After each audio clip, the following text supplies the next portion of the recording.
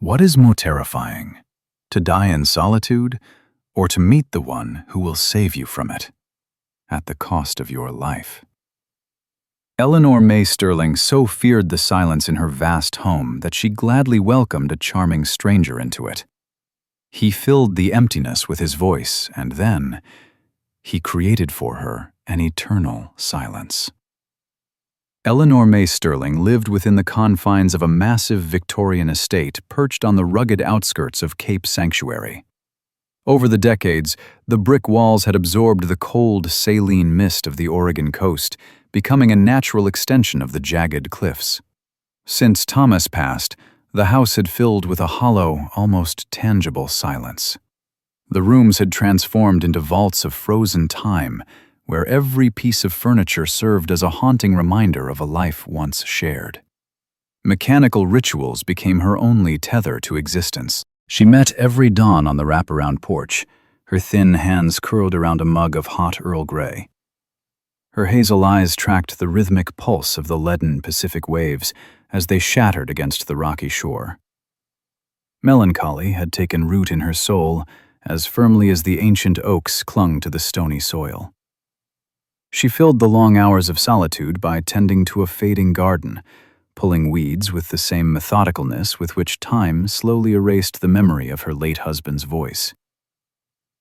Every morning was a battle against the encroachment of the wild. The gray days stretched into an endless procession, stripped of vibrant color and new meaning. Every creak in the empty hallway echoed in her heart, a stinging reminder of an unfulfilled hunger for connection. Eleanor perceived the world beyond Cape Sanctuary as something moving past her, leaving her trapped within the rigid borders of her own history. Loneliness had become a physical weight, pressing down on her fragile shoulders. This vulnerability made her the perfect target for the changes lurking behind the thick silver curtain of the coastal fog. Dusk brought nothing but the ticking of the grandfather clock, counting out the steady rhythm of her isolation. The widow carefully dusted the porcelain figurines on the mantel, striving to maintain the illusion of order. She believed that a dignified life required discipline, even if the only witness was a skittish black cat. The silence of the house often felt deafening, making her flinch at the sound of her own breathing. She craved attention, dreaming of a day when she might feel useful and loved once more, unaware of the eyes watching from the shadows. A stranger eventually intruded upon this frozen state of timelessness. Harrison Thorne arrived in Cape Sanctuary mid-season, renting a secluded cottage right on the water's edge. He introduced himself to the locals as Julian Vane, projecting the aura of a mysterious intellectual. His story, a writer seeking peace to finish a complex novel, fit perfectly into the expectations of a small coastal town. The charming guest began to navigate the territory with caution, slowly becoming a familiar and comforting fixture of the seaside landscape. The predator moved with professional grace, remaining invisible to his prize. Harrison Thorne watched the widow from a distance, documenting the schedule of her movements through the quiet streets. He noted the precise timing of her trips to the local grocer, mapped her walking routes, and tracked her hours at the public library. Every action she took was subjected to a cold, clinical analysis. Thorne studied Eleanor's vulnerabilities, searching for that specific crack in her armor of loneliness where he could slip inside and take control. Julian Vane frequented the local haunts with calculated precision, weaving himself into the social fabric of Cape Sanctuary. He was often seen at the pierside coffee shop, jotting notes in a leather-bound journal and projecting an air of deep contemplation. The townspeople quickly grew accustomed to his leisurely stride and his polite nod of greeting. The charismatic stranger seemed the embodiment of safety and poise. Yet beneath that mask of benevolence hid a calculating sociopath, waiting patiently for the perfect moment to make his move. The scent of old paper and dust in the library had always been a sanctuary for Eleanor. She wandered between the stacks, her fingertips grazing the spines of classic editions. A sudden crash of falling books shattered the sacred stillness of the reading room. Heavy volumes on art history fanned out across the floor right at her feet. A stranger in a tweed blazer offered a sheepish smile as he began to gather the scattered property. Eleanor instinctively leaned down to help, drawn by the soft, cultured baritone of his immediate and heartfelt apology. "Please allow me, it was entirely my clumsiness," the man said with a slight grace typical of his circle. Their conversation shifted effortlessly from literature to the subject of his upcoming book. He spoke to the widow about his work, which focused on the hidden beauty of fading dynasties. His words resonated deeply with her internal world, sparking a long-forgotten sense of intellectual kinship. Eleanor was charmed by his manners and the respectful intensity with which he listened to her modest observations regarding the works of the Bronte. For the first time in years, Eleanor felt like an interesting individual, rather than a fading shadow in a vacant house. This man's attention acted on her like life-giving water on a parched plant. The skillful seduction began with a simple dialogue in which every word Thorne spoke was carefully weighed. He artfully emphasized her intelligence, making her believe in the absolute uniqueness of their encounter. The seeds of trust he planted found fertile ground in a heart that had been deeply wounded by a lifetime of quiet loss and unvoiced yearning. The new acquaintance's visits to the Victorian estate soon became a regular occurrence. Vane never showed up empty-handed, offering selfless assistance with the household problems that had piled up over time. His strong, well-groomed hands confidently repaired the leaking roof that had troubled Eleanor since last autumn. He accompanied her to the market, sparing her the burden of carrying heavy grocery bags. With every task completed, the man became an increasingly indispensable element of her everyday reality, filling the voids of her solitary life. Eleanor slowly permitted the visitor to enter the inner sanctum of her life. Julian Vane exhibited exceptional delicacy, avoiding any sense of haste or sudden movement. He allowed her to grow accustomed to his presence, gradually filling the hollow silence of the manor with the steady, soothing timbre of his voice. Soon, Sterling began to perceive him as the only soul in all of Cape Sanctuary capable of seeing the true depth of her sorrow. Their shared tea times in the kitchen, redolent of lemon wax, created a fragile illusion of safety and warmth. The subtlety of Julian's approach was disarming, coaxing her to let down her guard.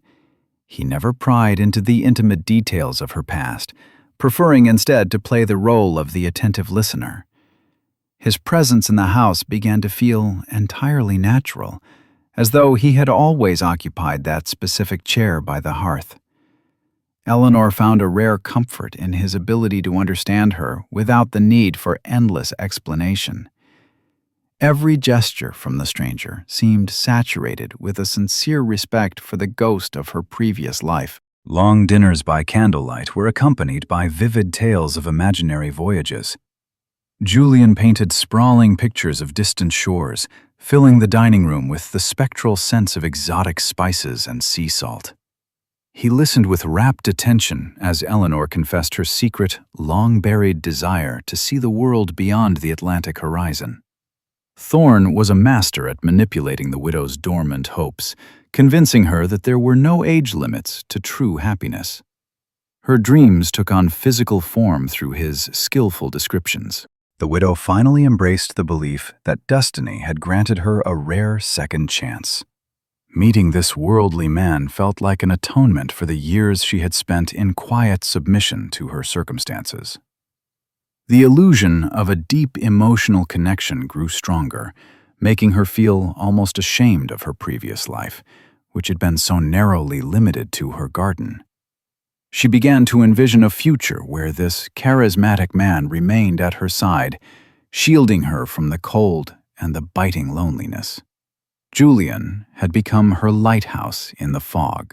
Julian convinced Eleanor that age was merely a number, with no power over a liberated soul. He expertly fanned the flames of her hidden passion for adventure, calling her his inspiration and his ultimate muse.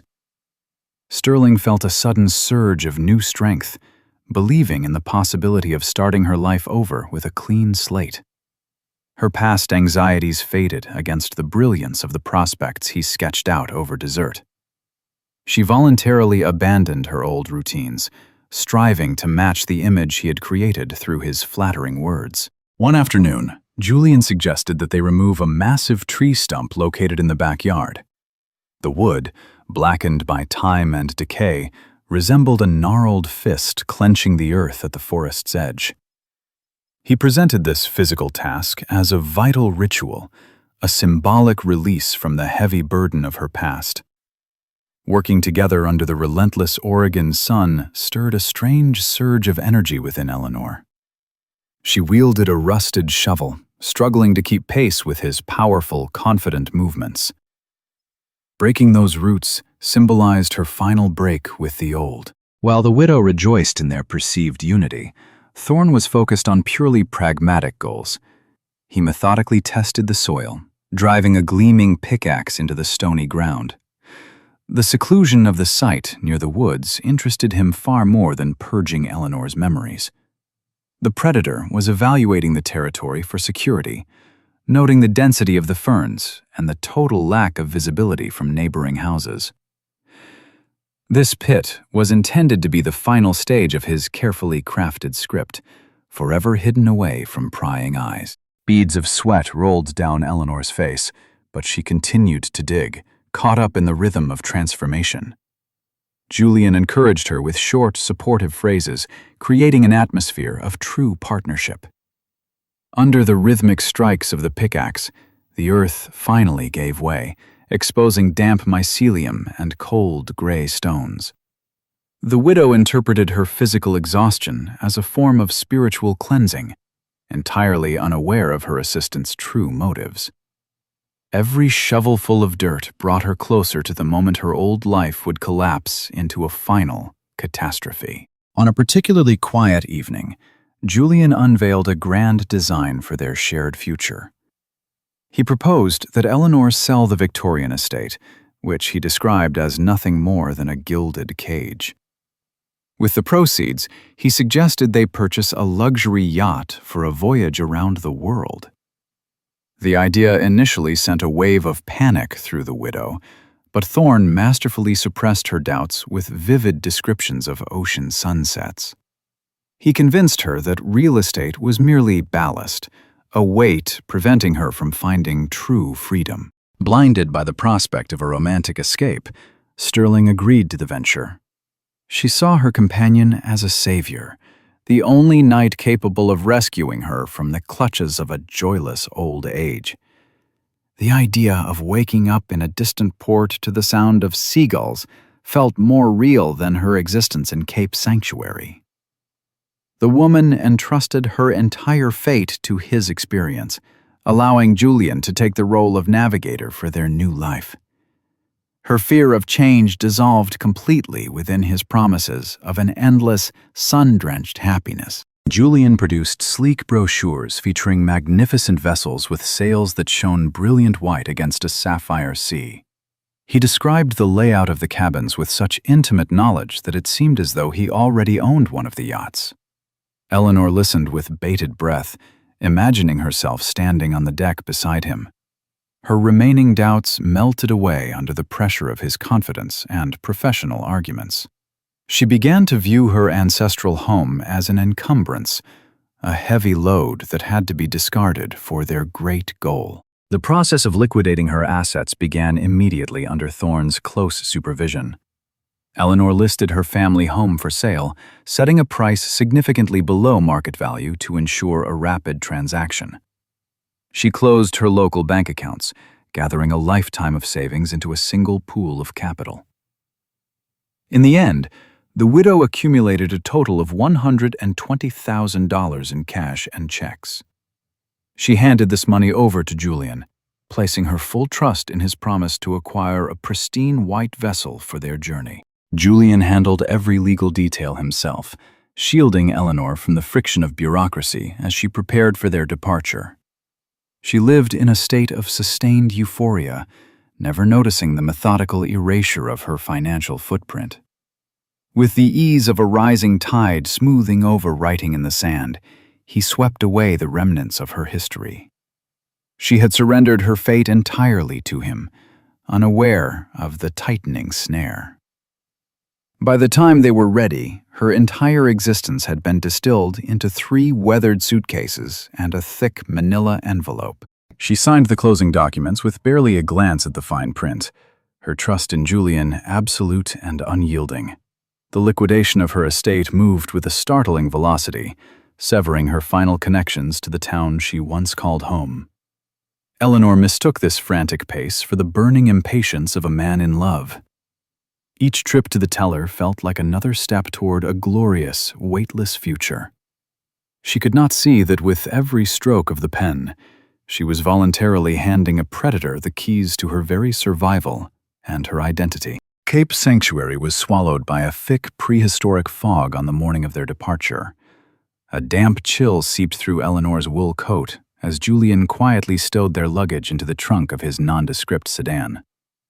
On the kitchen table, she left a brief, handwritten note for the world she was leaving behind, a few lines asking friends not to look for her, mentioning a long-overdue joy.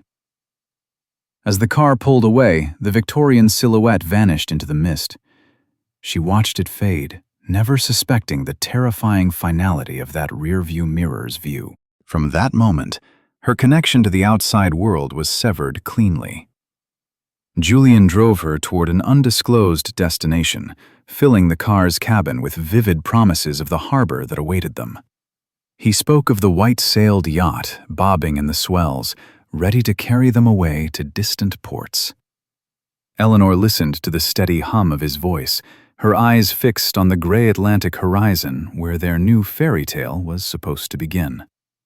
Outside, the coastal fog grew dense, shielding their flight from the sleeping town and the eyes of anyone who cared. The road wound through ancient, towering pines, pulling them deeper into the wilderness and further from the familiar. Eleanor clutched her handbag, which held the meager documents of her new identity. Julian drove with an effortless confidence, occasionally reaching over to pat her hand in reassurance. Soft music played from the dashboard, weaving an artificial sense of security through the small space. She believed that just around the next bend, an eternal summer awaited her. She remained blind to the cold glint in the driver's eyes as he focused on the final act. 3 weeks passed before Sarah arrived in Cape Sanctuary, her heart heavy with a growing dread over her aunt's sudden silence. She found the Sterling estate shuttered, its windows like blind eyes, with weather-beaten "for sale" signs leaning against the gate. Inside, a tomb-like stillness reigned, broken only by the rhythmic, mocking tick of the grandfather clock in the foyer. The neighbors spoke of a whirlwind romance with a mysterious novelist, and Sarah felt a chill. Her aunt had never been a creature of impulse. This version of her felt like a fabrication. Sarah's calls went straight to a disconnected line, the sterile voice of an automated recording confirming her worst fears. This was no longer a romantic elopement. It was a disappearance. Realizing the futility of her own search, she walked into the local precinct to find Sheriff Ray O'Brien. She hoped the veteran lawman could provide answers where her own intuition only screamed of impending tragedy. Sarah knew her aunt was in grave danger, even if the town saw it as a late-blooming adventure. She needed someone with authority to see past the charm of the stranger. Sarah wandered through the cavernous, empty rooms, noting the clinical efficiency of the departure. She found the note on the kitchen table, but the words felt alien to her, stilted, lacking her aunt's characteristic warmth and syntax. It was clearly the script of a master manipulator. Every shadow in the house seemed to mourn the absence of its mistress, turning a once stately home into a cold, hollow vault. A visceral fear took hold of her. Cape Sanctuary, once a place of childhood comfort, had become the stage for a quiet, sophisticated nightmare. Sheriff Ray O'Brien began his investigation with a grueling sweep of the vacant manor. His seasoned eyes scanned the Museum of Lost Time, looking for any disruption in the dust that might tell a different story. When he visited the rental cottage Julian Vane had occupied, he found it terrifyingly sterile. There wasn't a single scrap of paper, a stray hair, or a clear fingerprint left on any surface. The man had moved through the town like a ghost. This level of professional erasure sent a cold shiver down the lawman's spine. He wasn't dealing with a common thief. The witness statements painted a frustratingly vague picture. The locals described Vane as an exceptionally polite gentleman, yet no one could recall a single distinguishing scar or specific trait. O'Brien's suspicion hardened into a grim certainty. Eleanor had been hunted by a high-tier predator. He blasted inquiries into regional databases, attempting to track the path of Julian's vehicle through highway cameras. But the trail vanished precisely at the county line, as if the car had simply dissolved into the coastal mist. The predator had planned his exit with surgical precision. Ray methodically compiled his notes, realizing the sheer complexity of the phantom he was chasing. He was up against a silent predator, a man who understood the architecture of a clean getaway. Financial records showed a total, catastrophic drain of Eleanor's accounts. Every penny was gone. The echoing emptiness of the Sterling house mirrored the growing void in his case file. O'Brien felt a crushing sense of personal failure. He had known Eleanor for decades. As the town waited for news, the machinery of justice ground to an agonizing and fruitless halt. The breakthrough of the first phase arrived with a grim report from the federal bureaus. A deep dive into the National Archives revealed a terrifying truth. A man named Julian Vane did not officially exist. There was no social security number, no tax history, and no valid driver's license associated with that name. Ray realized they were hunting a shadow, a man who had constructed a flawless persona specifically to dismantle Eleanor's life. The predator's true identity remained buried beneath layers of professional-grade deception, leaving the police with nothing. The trail of Eleanor Sterling ended the moment her car left the driveway of Cape Sanctuary. Harrison Thorne, the man who had hidden behind the mask of a lonely writer, had vanished, along with her life savings and her very person. Ray felt the cold sting of professional shame. A defenseless woman had been snatched from under his watch. It was now undeniable that Eleanor was in mortal danger, trapped in the grip of a man who could delete his own past. The hunt for the invisible man began in earnest, though the clock was ticking much faster than the leads were appearing. Detectives scrutinized every scrap of information, desperate for a single thread they could pull to unravel the mystery. Ray O'Brien knew this wasn't just a con artist. He was dealing with a calculating sociopath. The name Julian Vane became a local synonym for professional betrayal, a dark mark on the town's quiet history. As days turned into weeks, the sheriff's hope for a miracle began to wither. The town itself seemed to hold its breath, sensing the cold presence of a malice that had successfully masqueraded as virtue.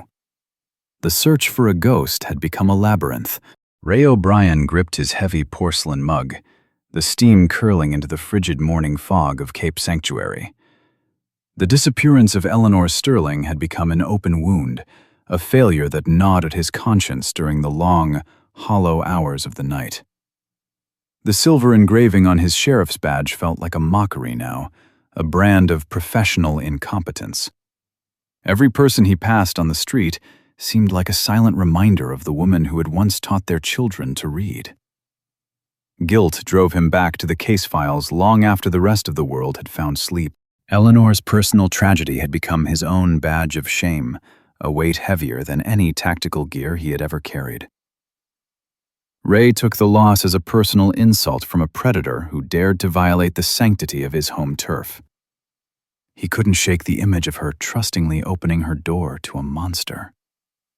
The safety of Cape Sanctuary had been revealed as a fragile illusion, shattered by a single charming manipulator. His perceived impotence in the face of Julian Vane's cunning robbed him of his peace, turning his days into a cycle of relentless and bitter self-reproach. The sheriff's desk was buried under a mountain of reports where Eleanor's name was the only constant. Ray reread witness statements until the words blurred, searching for some hidden nuance he might have overlooked. His office had become a bunker of obsession, smelling of stale coffee and worn leather. He withdrew from the community, avoiding the hollow small talk of colleagues and friends.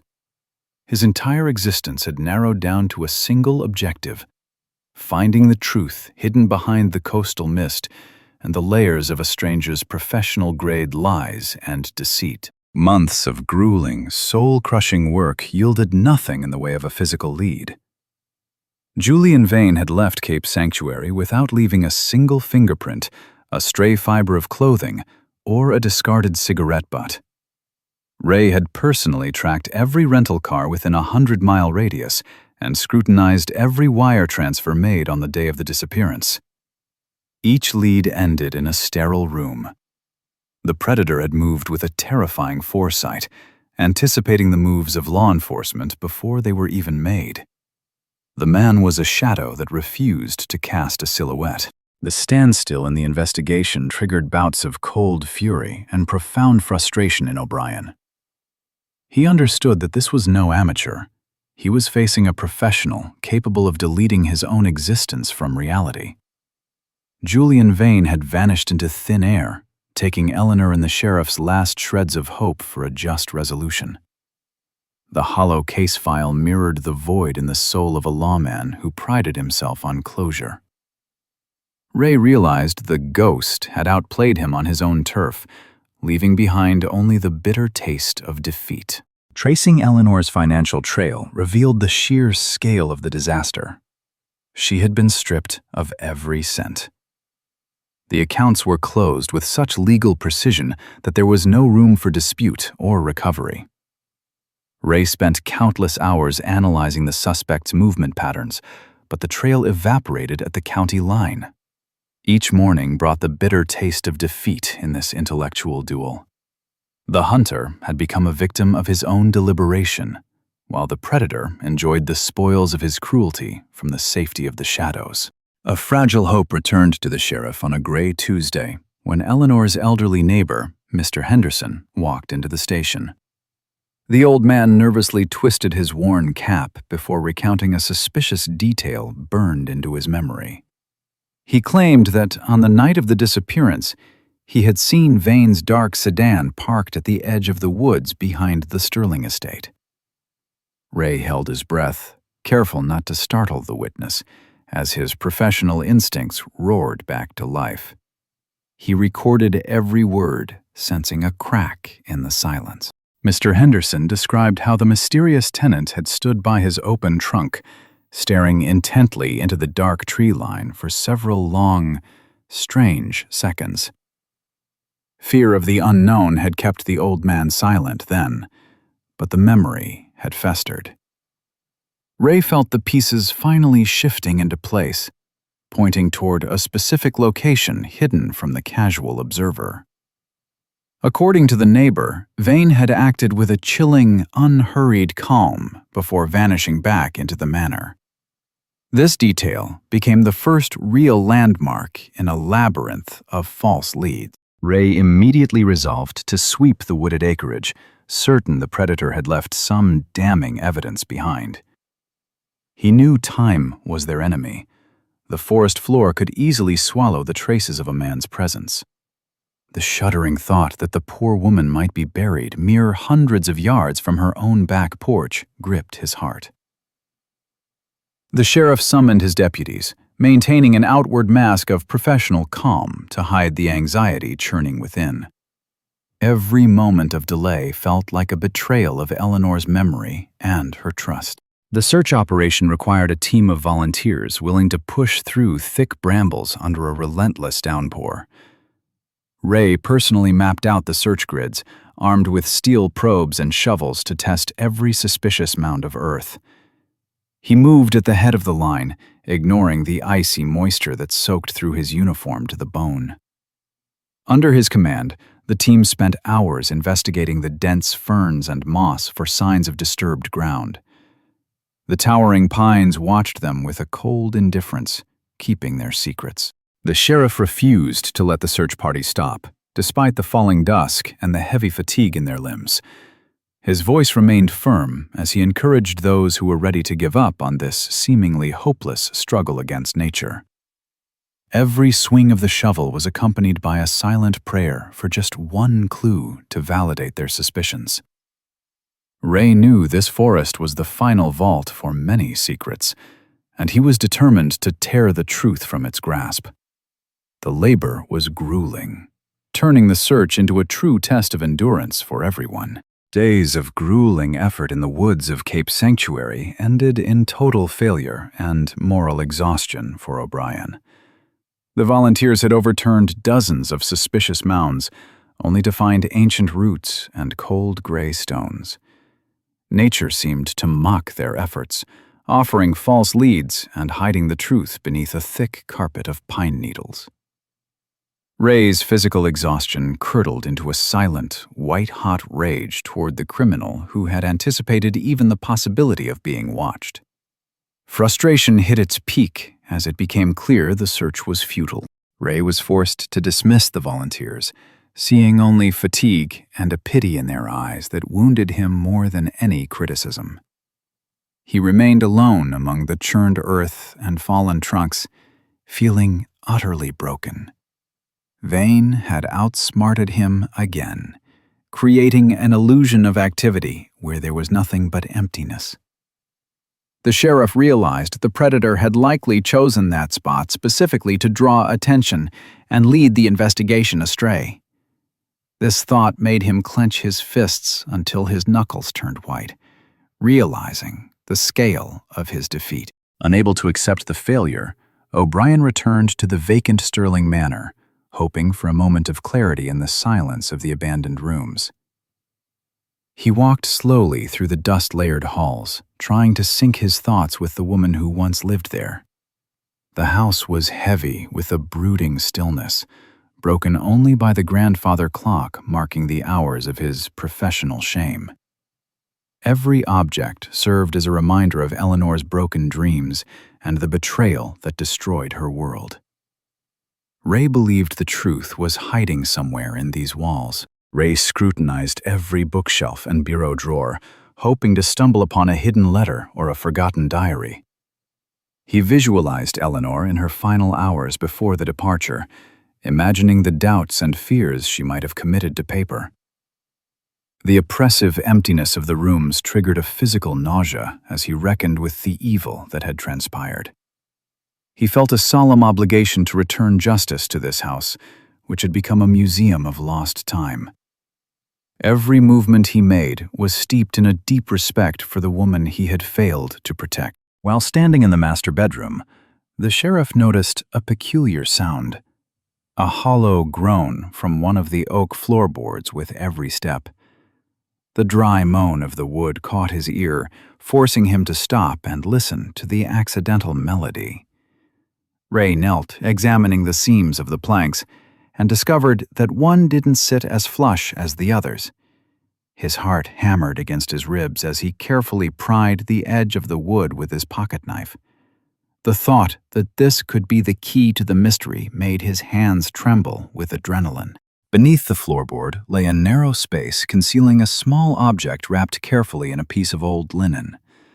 Ray extracted the find with the painstaking caution of an archaeologist handling a priceless artifact.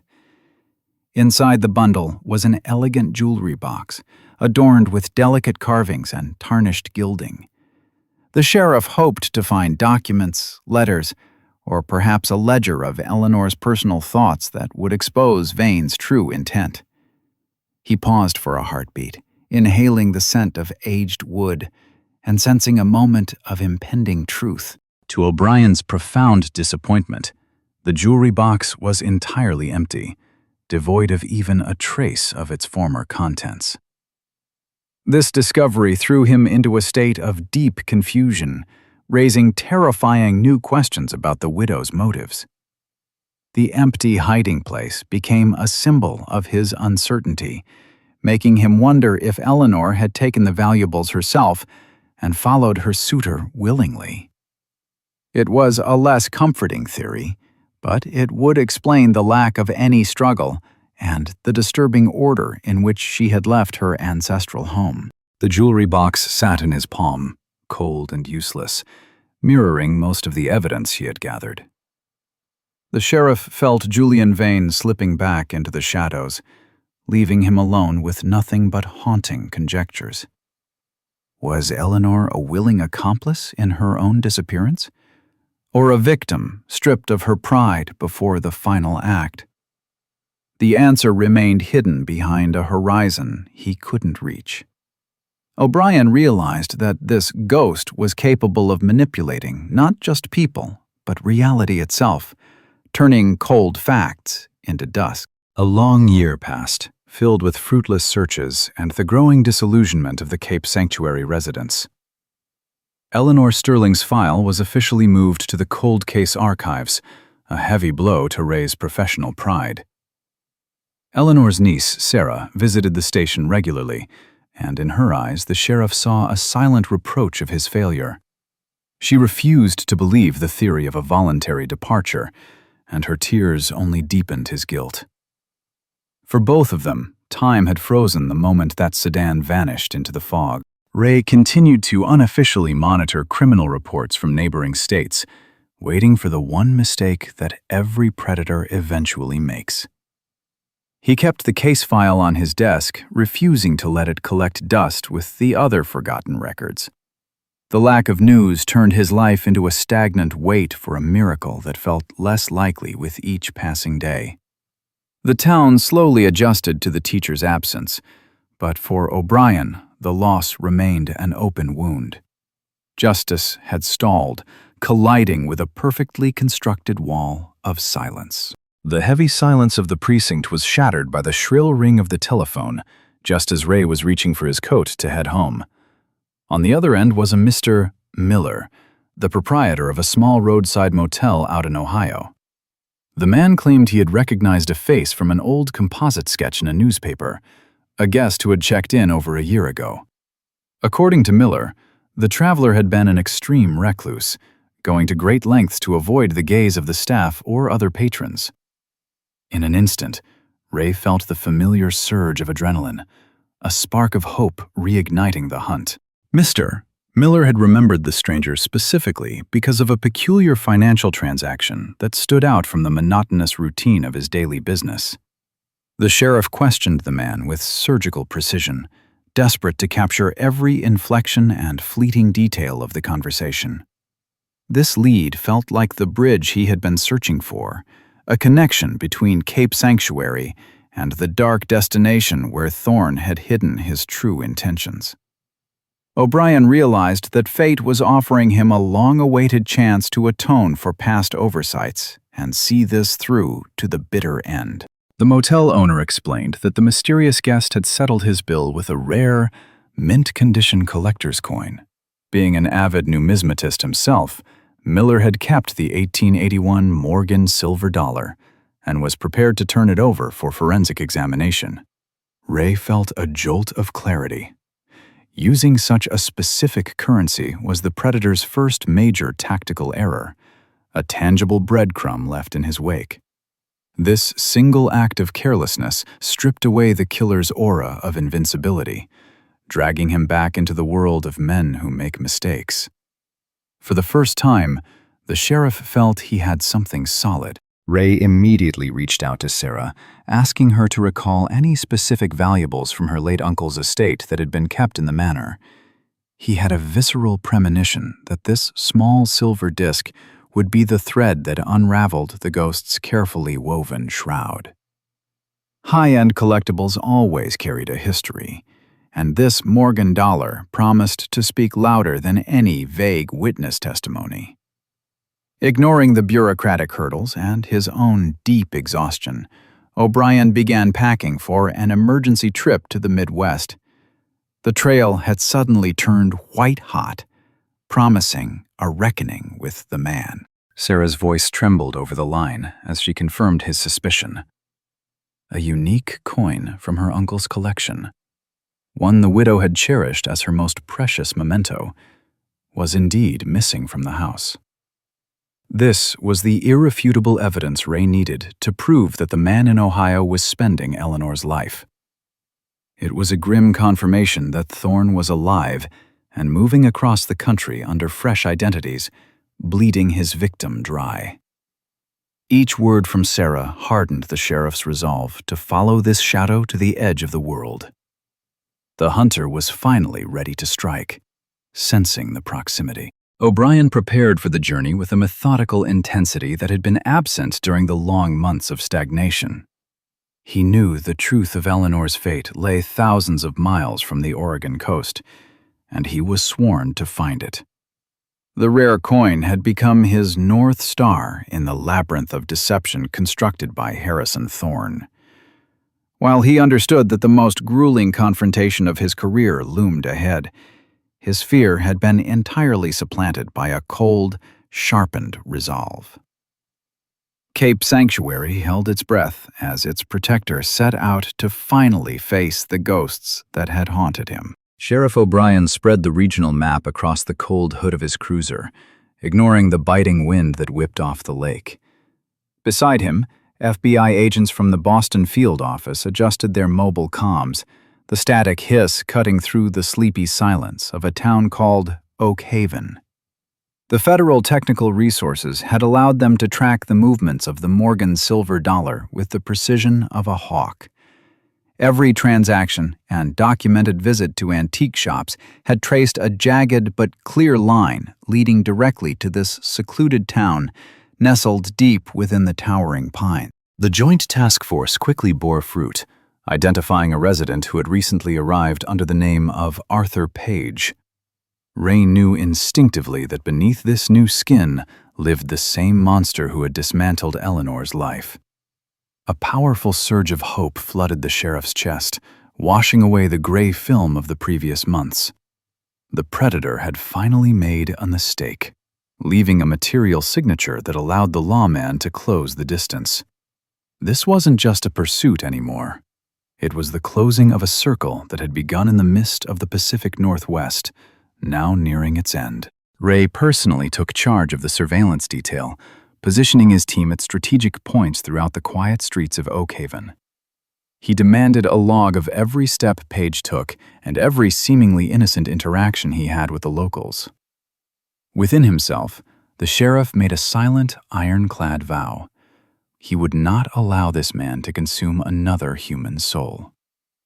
The memory of Eleanor Sterling burned in his mind like an unquenchable fire, transforming his professional duty into a personal crusade against a sophisticated, soulless evil that had operated in the dark for far too long. The investigation soon narrowed its focus onto a woman named Martha Stone, a quiet librarian who lived alone.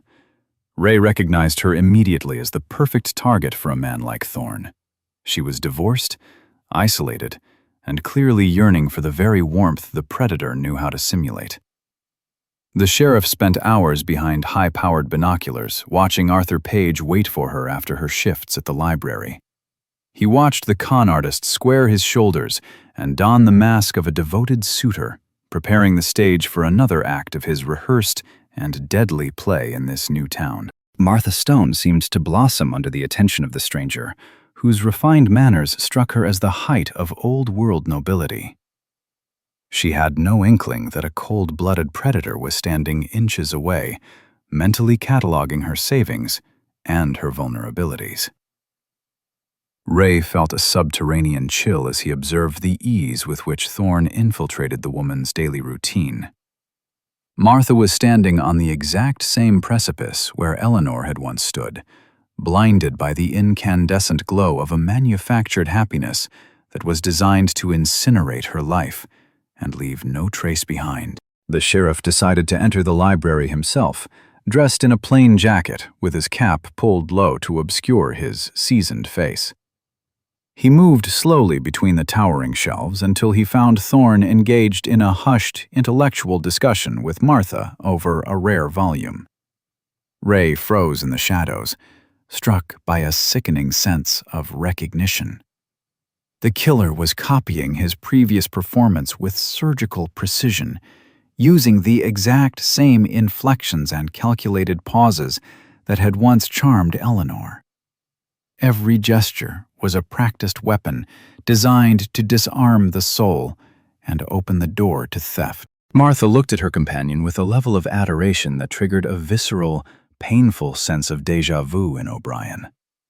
He didn't see Arthur Page. He saw a parasite mimicking human sincerity to gain access to a host. Every word Thorne whispered felt like a drop of slow-acting poison being poured into the woman's ear. The sheriff struggled to suppress the urge to reveal the monster then and there, but his rational mind held him back.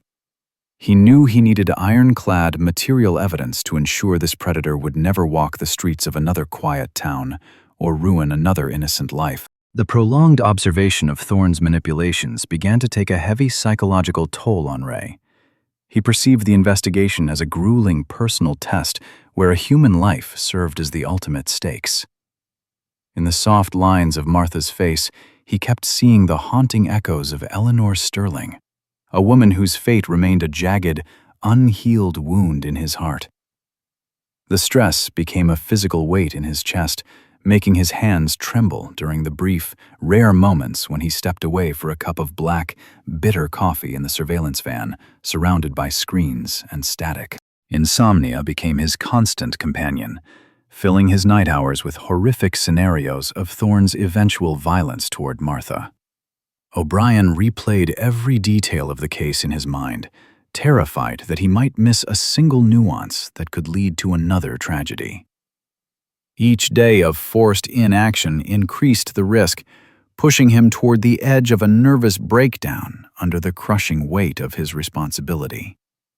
He understood with haunting clarity that any tactical error would allow Thorne to dissolve back into the mist, leaving nothing behind but another shallow, unmarked forest grave. Preparing the arrest operation required absolute focus from Ray and the FBI tactical team. They meticulously mapped out the takedown, striving to anticipate every possible escape route the cunning predator might use. The sheriff insisted on using Martha Stone as an unwitting bait to capture the moment the fraudulent investment papers were presented. It was the only way to secure the material evidence of criminal intent that would leave the defense lawyers with no room to maneuver. The plan was a high-stakes gamble, but it was the only path toward a clean and final conviction. Undercover agents installed hidden microphones at The Oak, the local cafe where Thorne had scheduled his final meeting with the librarian. Ray personally briefed every operative, emphasizing the extreme danger and the deceptive nature of the target. He invoked the tragedy of Eleanor Sterling as a grim reminder of how trust could be weaponized into a catastrophe.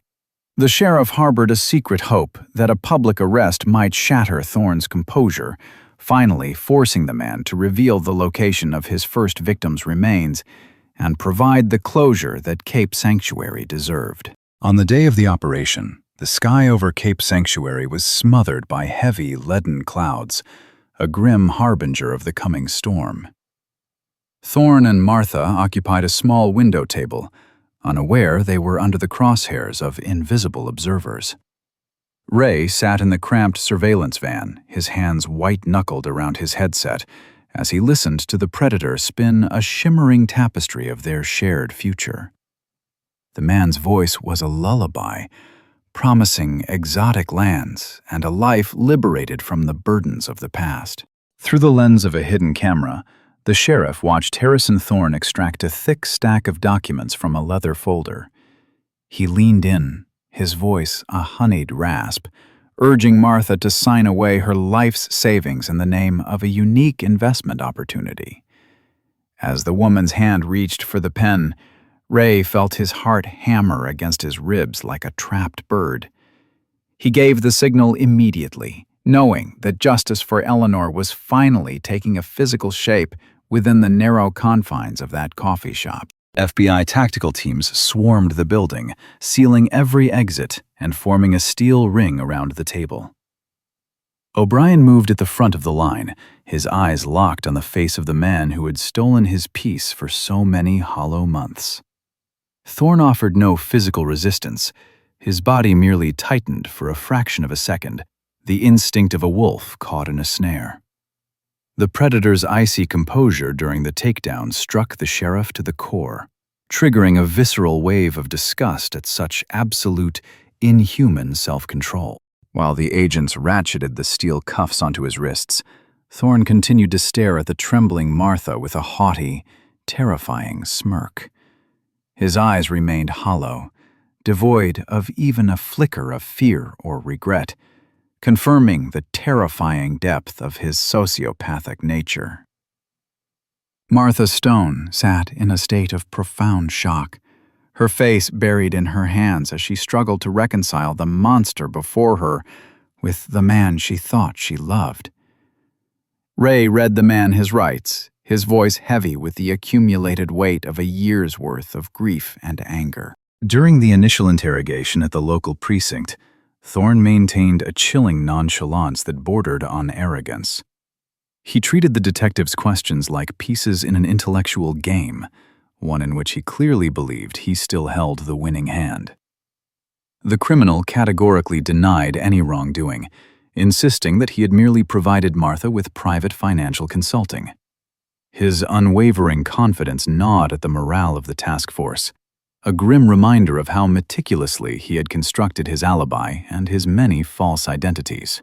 O'Brien understood that the arrest was merely the opening salvo in a grueling war for a truth that Thorne intended to bury forever. The sheriff stepped into the interrogation room, where the suspect sat motionless under the harsh, clinical glare of the fluorescent lights.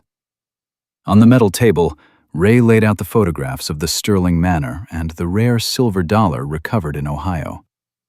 He watched Thorne's face with an intensity that bordered on the predatory, searching for a single muscle twitch or a fleeting glint of recognition in those empty eyes. Thorne slowly shifted his gaze from the evidence to the lawman's face, a thin, mocking smile ghosting across his lips. He took his time, allowing the silence to stretch into a suffocating wait, relishing the sheriff's palpable desperation for a confession. Ray demanded the truth about Eleanor's death, offering to advocate for a plea deal in exchange for the location of her remains. The silence became almost tangible, a thick wall between them, while the mundane noise of the precinct continued unabated just beyond the heavy door. Suddenly, Thorne began to speak, his voice terrifyingly casual and stripped of all emotional resonance. With a jarring cynicism, he admitted to the financial fraud, referring to his victims as nothing more than satisfied clients who had paid for a fantasy. Yet when the subject turned to murder, he remained an unbreakable fortress of denial. According to his rehearsed narrative, Eleanor Sterling had been a mentally unstable woman, prone to erratic outbursts and sudden, inexplicable shifts in her temperament and her desires. The con artist claimed that the widow had abandoned him after a violent argument, taking a significant portion of the cash and vanishing into the night. He painted a masterful picture of Eleanor as a woman who had staged her own death to spite him and begin a new life under a different name. Thorne accused her of being the true manipulator, turning the victim into the villain.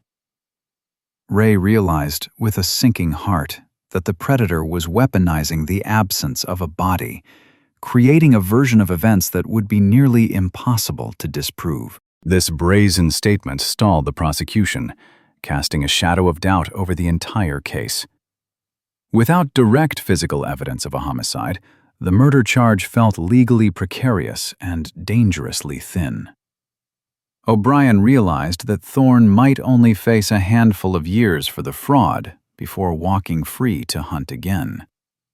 The defense attorneys were already weaving a narrative of a voluntary disappearance, using their client's every word as a shield against the life sentence he deserved. The victory Ray had envisioned was rapidly turning to ash. The weight of a looming defeat pressed down on the sheriff as he left the station, leaving the predator unpunished for his true crime. He walked through the halls, the air feeling thick with the smell of damp leaves and old paper, a haunting reminder of the silence in the Sterling house. Eleanor's fate remained a jagged mystery, hidden behind the silver tongue of a man who knew no mercy. Despite saving Martha, the sheriff felt the crushing gravity of failure, knowing that the ghost of his friend was still crying out for a justice that remained out of reach. Ray O'Brien stopped by his cruiser, staring at the darkening horizon where the pines bled into a heavy, suffocating sky. For him, this arrest felt like an empty formality, a hollow win that brought no peace to the soul of the woman he had failed. He knew that true justice was still mired in the mud, obstructed by the flawless wall of silence Thorne had erected around himself. The lawman made a silent vow to keep digging, realizing that only the earth itself could expose the monster's lies and return a sense of peace to Cape Sanctuary. The walls of the county courthouse were slick with a cold, pervasive dampness that seemed to bleed the scent of hopelessness into the heavy oak panels. Eleanor Sterling existed in that space as a weightless shadow, watching as men in sharp suits dissected the fragments of her stolen life. Reporters crowded the benches, their pens scratching like dry leaves on the forest floor that had become her final bed. The low hum of voices blurred into a monotonous roar, mimicking the sound of the Pacific surf she used to listen to from her porch in the fog. Thorne's lead attorney paced before the jury with the practiced confidence of a predator draped in the robes of a truth-seeker. He wove a daring narrative, transforming Eleanor's tragedy into a romantic farce about a woman who chose to vanish. The counselor argued that a lonely widow, desperate for adventure, had simply handed her fortune to her lover to start over far from the gray monotony of the coast. His words settled over the courtroom like a sticky web, making the jurors doubt the obvious evil. Eleanor watched, feeling the icy breath of a lie. Harrison Thorne sat at the defense table with the poise of a fallen angel, his face a mask of practiced, unshakable sorrow. He projected a humble grace to the jury, bowing his head in a performance of grief that was easily mistaken for the real thing. His long fingers rested motionless on the polished wood, devoid of any tremor or guilt. Eleanor saw right through the veneer. She recognized the exact look that had convinced her to believe in a second chance. The predator was simply waiting for the gears of justice to snag on the obstacles he had built. The jurors began to waver, exchanging anxious glances under the crushing weight of the defense's rhetoric. The absence of a body served Thorne as a nearly impenetrable shield, reducing the murder charge to a fragile construction of circumstantial evidence. A whisper of doubt filled the room, drifting through the rows like a toxic mist. Ray O'Brien sat in the front row, his fingers gripping the back of the seat in front of him until his knuckles turned bone white. He realized that without proof of death, the monster would soon walk free. Ray O'Brien was drowning in a sea of nervous exhaustion, the fatigue etched into every deep line of his weathered face. He refused to accept defeat in this grueling chess match against the slippery mind of Harrison Thorne. In a frantic burst of desperation, the sheriff abandoned the courtroom, retreating into the dim, claustrophobic corridors of the evidence locker. Eleanor followed him like a spectral breath, her presence a thin thread connecting him to the concept of justice. He believed the truth was buried here, hidden among the cold piles of confiscated junk. The archive smelled of ancient dust and a biting cold that seeped beneath Ray's jacket, making his shoulders shiver involuntarily. For the 100th time, he spread the contents of Thorne's impounded sedan across a scarred metal table.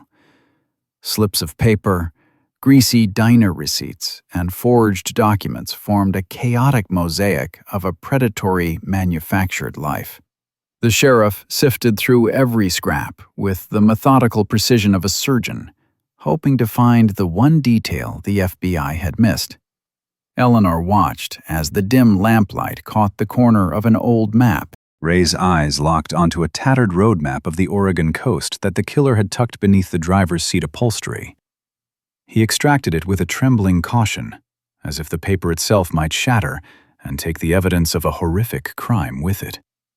The map was stained with grease and worn at the folds, proof that it had been consulted many times in the dark solitude of highway shoulders. The sheriff felt a jolt of electricity. He knew this piece of cellulose was his final chance to shatter Thorne's wall of silence. He leaned in with a magnifying glass, methodically tracing every square inch of the terrain surrounding Cape Sanctuary. Ray O'Brien descended into a labyrinth of logging roads and hiking trails. His focus eventually centered on the dense, old-growth forest bordering the Sterling estate, where the pines grew in impenetrable rows. There he found it, a faint, almost invisible cross, marked in graphite near the property line. The tiny mark was only 200 yards from where the previous search teams had dug. Ray's heart hammered against his ribs like a physical blow as realization struck his tired mind. Ray understood the truth in an instant. Harrison Thorne had used this map for precise navigation when he went to hide the evidence of his atrocity. That tiny pencil mark was the direct pointer to the grave the sheriff had spent a year searching for. The predator's arrogance in keeping the artifact felt like a stroke of divine fate that could no longer be ignored. Eleanor watched the light return to O'Brien's eyes, burning away the gray film of professional failure. He folded the map with a sudden, sharp clarity, and his movements regained their youthful purpose. O'Brien contacted Judge Miller immediately, demanding an emergency meeting in chambers despite the late hour and the end of the court day. He burst into the hushed sanctuary of the judge's office, presenting the map as undeniable proof of Thorne's calculated movements. Judge Miller expressed grave doubts, pointing out that the jury was already deliberating and the trial was at its end. But Ray pushed with the fervor of a man fighting for a human soul, describing every detail of his discovery. He begged for one last chance to drag Eleanor's name back from the void. Judge Miller peered through the magnifying glass, staring at the graphite mark the sheriff called the key to the crime. The silence in the office became a tangible weight, broken only by the steady, rhythmic ticking of the wall clock, a sound like the heartbeat of justice itself.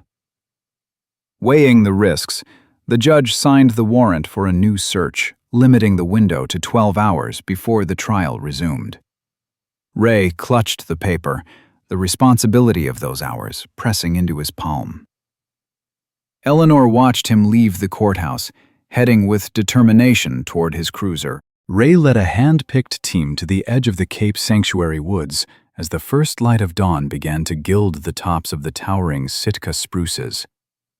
The heavy boots of the officers crunched through the damp moss, violating the ancient stillness of a forest that had guarded Eleanor's secret for months.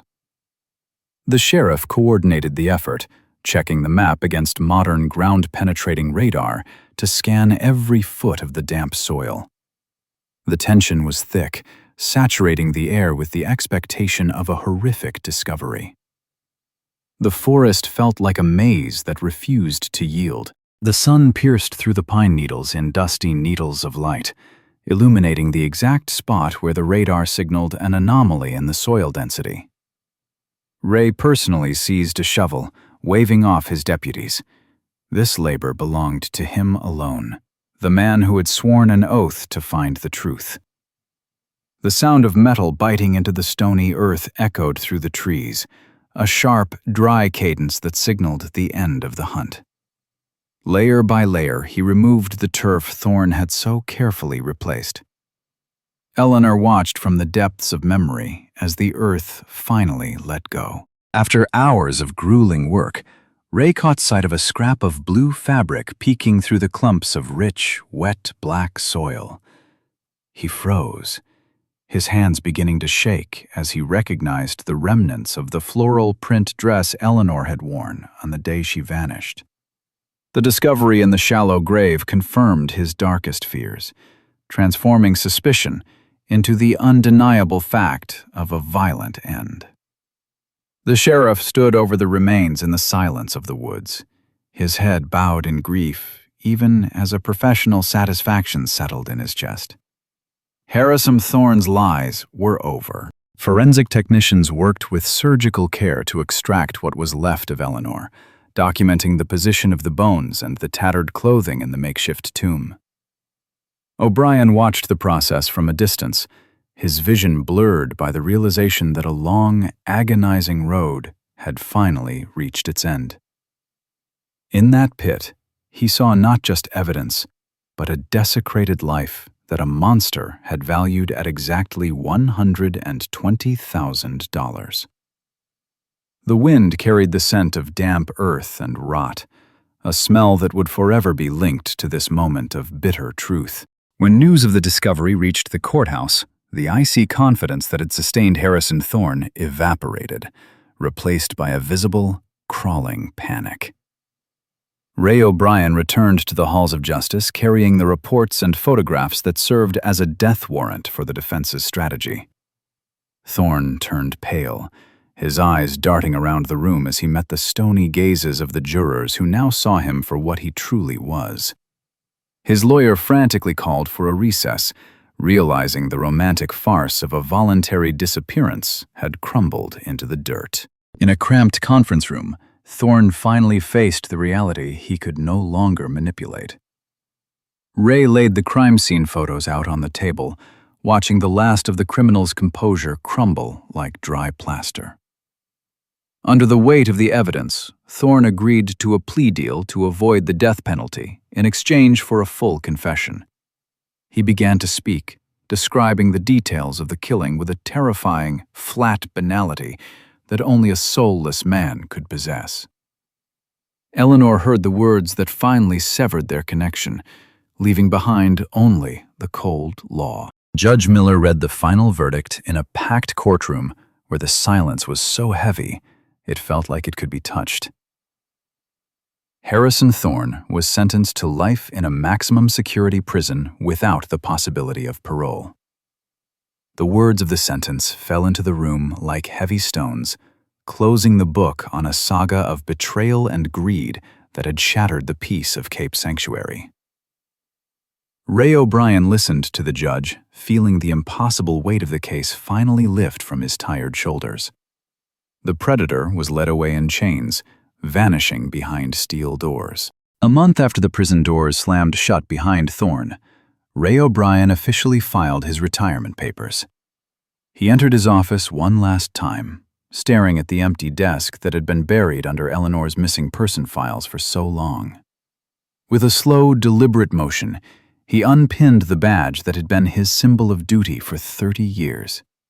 Catching Thorne was the summit of his career, a worthy end for a man who had stared into the heart of absolute evil and refused to blink. From the shadows, Eleanor watched the old man, her heart full of gratitude. Ray stepped onto the porch of the precinct, inhaling the salt air of the bay, which seemed cleaner and clearer than ever before. He limped toward his car, knowing that the silence of his own home would no longer be haunted by the ghosts of unsolved crimes. Thoughts of fishing on a quiet lake offered a small measure of the peace he had earned through years of sleepless nights. The sheriff knew that justice had been served, though the price had been steep.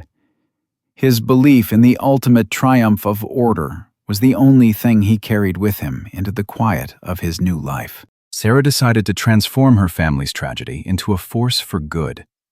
She established the Eleanor Sterling Legacy Foundation, dedicated to educating the elderly about the subtle arts of psychological manipulation. A portion of the recovered funds went into a network of hotlines and legal support for victims of predators like Thorne. Sarah's work resonated through the community, turning her aunt's name into a symbol of vigilance and strength. Eleanor watched as her suffering took on a new meaning, becoming a shield for those who might otherwise fall into the same trap. On a final golden evening, Sarah stood before the Victorian manor where Eleanor had once invited Harrison Thorne in for tea. A young family now lived within those walls, their voices and laughter pushing out the dark silence left by the predator. The windows glowed with a warm, inviting light, signifying the victory of life over a shadowed past. Ray O'Brien joined her, and they stood together in silence, sensing the presence of the woman who had finally found her peace. Sarah turned to her volunteers, ready to speak the words that would define their mission. Eleanor watched them one last time, feeling the world of the living drift away like a beautiful painting in a gold-rimmed sunset. Her lesson had been learned, and her story would serve as a warning for lonely hearts seeking warmth in the twilight of their lives. Sarah spoke in a clear, steady voice. "We put locks on our doors to keep out the monsters of the night. But Eleanor Sterling taught us the danger of the predators we invite in for tea." Those words dissolved into the air of Cape Sanctuary, leaving only the sound of the surf and the silence of the pines.